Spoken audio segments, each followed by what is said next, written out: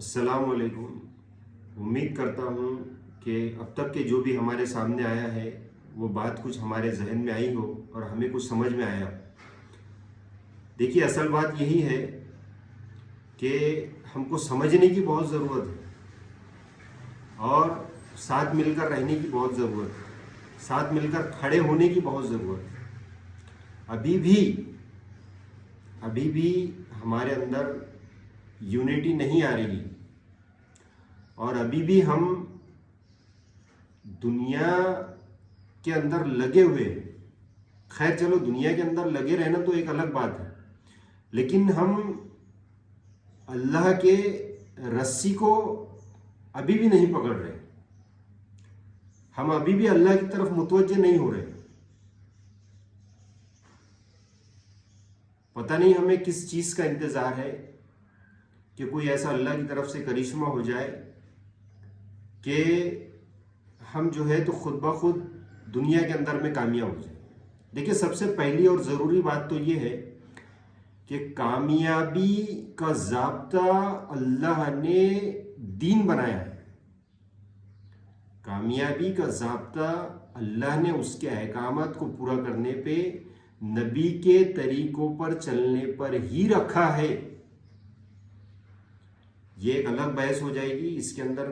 مجھے جانا نہیں ہے۔ مجھے جو چیز بتانا ہے وہ اہم یہ ہے کہ یہ جو مہاشے ہے سوامی نرسمہانند، تو انہوں نے جو زہر اگلا ہے اور یہ جو زہر اگلتے آئے ہیں ابھی تک کے،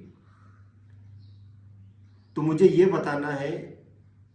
کہ ہندوستان کا قانون جو ہے سب کے لیے برابر ہے، کیونکہ یہ قانون ہے، اس کا نام ہی قانون ہے، کانسٹیٹیوشن ہے۔ تو ظاہر سی بات ہے کہ قانون سب کے لیے جو ہے وہ ایک جیسا ہوتا ہے، مگر جب بھی انہوں نے مسلمانوں کے خلاف میں زہر اگلا ہے اور ایسی باتیں کہی ہے کہ ان کو بالکل اریسٹ کر کے ان پر جو ہے تو ایک بہت بڑی کیس لگا دینا چاہیے تھا، لیکن چونکہ یہ ہندوتو کی بات کرتے ہیں اس لیے ان کے اوپر کوئی کیس کیسے لگا سکتا ہے؟ تھوڑی سی فارمیلٹی کی جاتی ہے کہ بھائی ان کے اوپر جو ہے تو کیس درج کیا گیا ہے، ان کو نوٹس بھیجی گئی ہے، اتنا سا جو ہے ایک پروگرام بنا کر لوگوں کے اندر وائرل کر دیا جاتا ہے کہ دیکھو بھائی ان کے اوپر بھی کارروائی ہوئی ہے اور ان کے اوپر بھی کیس درج ہوا ہے۔ حالانکہ یہ سب ایک فارمیلٹی، جبکہ ان کے الفاظ اگر سنیں گے تو ان کے الفاظ ایسے ہیں کہ اگر مسلمان غصے میں آ جائے تو پتہ نہیں کیا ہو جائے۔ لیکن دیکھیے کہ ہمیں بھی پتہ ہے کہ قانون آخر قانون ہی ہوتا ہے اور ڈیموکریسی ہی ہوتی ہے، کیونکہ یہاں پہ سب کو اپنی بات بولنے کا، سب کو اپنی رائے رکھنے کا حق ہے، کیونکہ سرکار جو بنتی ہے وہ سبھی جتنے بھی دیش کے اندر لوگ ہیں ان سب سے مل کر بنتی ہے۔ کسی ایک کے لیے سرکار نہیں بنی اور کسی ایک کے لیے سرکار نہیں بنتی، اور اگر ایسا ہو جائے تو لوگوں کا جو ہے تو جینا مشکل ہو جائے۔ اس لیے ہمیں جو ہمارے ساتھ ہو رہا ہے اس کے اوپر آواز اٹھانے کی، سب ساتھ مل کر کھڑے رہنے کی بہت زیادہ ضرورت ہے۔ ایسا نہیں ہے کہ ہندوستان کے اندر میں صرف یہ معاملہ مسلمانوں کے ہی ساتھ ہو رہا ہے، بلکہ آئے دن ہم دیکھ رہے ہیں دلتوں کے ساتھ، جو ایسی کمیونٹی ہے کہ جو بالکل مختصر ہے، کم ہے، ان کے ساتھ کہیں نہ کہیں یہ معاملات آئے دن پیش آ رہے ہیں۔ اس لیے سارے مسلمانوں سے بھی اور جو سارے ادر کمیونٹی کے لوگ ہیں ان سے بھی، اور میں یہ سمجھتا ہوں کہ ہندوستان کے اندر بہت سارے لوگ ایسے ہیں، بہت ساری آبادی ایسی ہے کہ جو یہ جو شر پھیلا رہے ہیں، یہ شر پسند لوگوں کو، ہندوستان کی بہت ساری ایسی آبادی ہے جو کہ ہندو ہے، جو کہ سناتن ہے، اپنے آپ کو جو سناتن کہتے ہیں، جو سناتن ہے، وہ بھی ایسے لوگوں کو پسند نہیں کرتی، کیونکہ انہیں بھی پتہ ہے کہ اگر ایسے لوگوں کے ووادوں کے اندر اور ایسے لوگوں کے باتوں کے اندر اگر ہم آئیں گے تو ہمارے بچوں کے مستقبل کا کیا ہوگا، فیوچر کا کیا ہوگا۔ اس لیے ضرورت اس بات کی ہے کہ جو بھی یہ معاملات چل رہے ہیں، اس کے لیے سب سے پہلے تو یہ ہے کہ ہم اللہ کی طرف متوجہ ہو جائے اور اللہ کے احکامات کو پورا کرنے کی کوشش کرے۔ دیکھیے یہ کوئی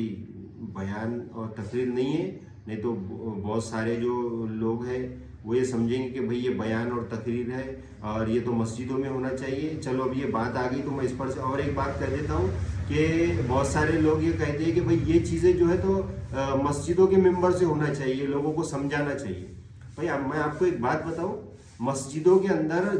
8 دن میں 7 دن میں جو ہے تو جمعے کے دن ایک ایسا جمعے کا دن ہوتا ہے کہ جہاں پر 15-20 منٹ آدھے گھنٹے کی جو ہے تو تقریر ہوتی ہے، لیکن وہاں پر ہمارا حال کیا ہے پتہ ہے؟ ہمارا حال یہ ہے کہ جب جمعے کی اذان ہوتی ہے خطبے کی تو جب ہم مسجد کے اندر میں پہنچتے ہیں، ایک چیز تو یہ ہوگی، تو بتائیے کیا کہنے والا کیا کہے گا اور سننے والے کیا سنیں گے۔ اور دوسری چیز یہ ہے کہ اگر مسجد کا امام کچھ کہنا بھی چاہے تو مسجد کی باڈی جو ہوتی ہے اور باقی جو دیگر لوگ ہوتے ہیں اسے کہنے نہیں دیتے۔ اس لیے میں آپ سے اور ایک گزارش کروں گا، وہ میری گزارش یہ ہے کہ ہمارے مسجدوں کے امام کو اور ہمارے مسجدوں کے مؤذن کو ہم مالی اعتبار سے مدد کریں۔ بڑے شرم کی بات ہے کہ 7,000-8,000 روپئے جو ہے تو ایک محلے کی مسجد سے امام کی تنخواہ تک کے جمع نہیں ہوتی۔ اب مجھے یہ بات نہیں کرنا تھا لیکن یہ بات آ گئی اس کے اندر میں، اس لیے میں آپ سے گزارش کروں گا کہ اس کی بھی کوشش و فکر کرے کہ ہم ہمارے یہاں کے امام، ہمارے یہاں کے مؤذن جو ہے ان کا جو ہے تو ساتھ دے، اور ہمارے یہاں کے جو علماء ہیں ان کا ہم ساتھ دیں مالی اعتبار سے۔ دیکھیے اگر وہ مالی اعتبار سے اگر وہ اچھے ہوں گے تو انشاءاللہ وہ ہمارے دیگر کاموں میں خود ہو کر ہماری مدد کریں گے۔ اس لیے ہمارے علماء اور ہمارے امام اور ہمارے مسجد کے جو مؤذن ہیں ان کا بھی ہم مالی اعتبار سے بھرپور ساتھ دیں، یہ بھی ہماری ایک ذمہ داری ہے۔ چلیے بات بہت بڑھ گئی، شاید آپ لوگوں کے پاس میں اتنا بھی وقت نہیں ہوگا کہ اس کو پورا سنیں، اور میں درخواست کروں گا آپ سے کہ اس کو پورا سنیں اور اس کو شیئر کریں۔ دیکھیے پھر میں آخری میں ایک بات آپ کو یہ کہہ دوں کہ میری اس کے اندر دنیاوی کوئی غرض نہیں ہے، میں یہ للہ اللہ کے لیے کر رہا ہوں تاکہ ہمارے اندر جو ہے تو ہمیں کچھ سمجھ میں آئے اور ہم کچھ کرنے والے بنے، ہم اسٹینڈ لینے والے بنے، اور جو ہے تو ہم اپنے قوم کے لیے کھڑے ہونے والے بنے۔ اور دیکھیے ہم اپنے قوم کے لیے اگر کھڑے بھی ہو گئے تو یہ مت سمجھیے کہ اس کے اندر میں جو ہے تو قوم کا فائدہ نہیں، بلکہ